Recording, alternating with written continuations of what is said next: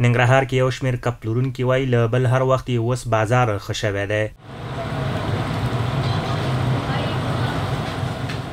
په جلال آباد ښار کې کب پخونکي وایي څو قسمه ماهیان لکه سیخ کباب، ګریل، کړایي او نور پخوي.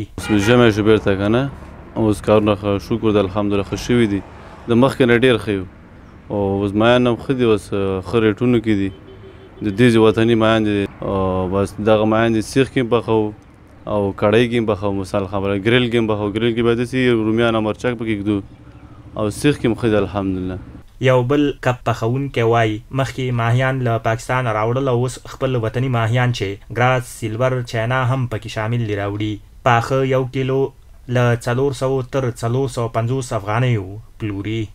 مونږ ته راځي ګراس مې راځي، سیلور راځي، چاینا راځي او ښه تازه د وطن مال ده او د کانال میان مونږ ته راځي خو په ټنونو باندې ښه ډېر او غواړو چې نور اضافه شي دا فارمونه. ننګرهار نیولې تر لغمان، نورستان او د کابل او د نور ولایتونو هغه ولایتونو پکتیا او همدغه غر ځایونه ګردیز او ډېر خلک چکر ته راځي د نمایان وړي. د ننګرهار یو شمېر اوسېدونکي وایي هر کال له خپلې کورنۍ او دوستانو سره په چکر د کبانو خوړلو لپاره جلال آباد ښار ته راځي چې د خوړلو ترڅنګ یې کور ته هم له ځان سره وړي. غواړم چې دلته د خپل فامیل او دوستانو لپاره مایان راونیسم.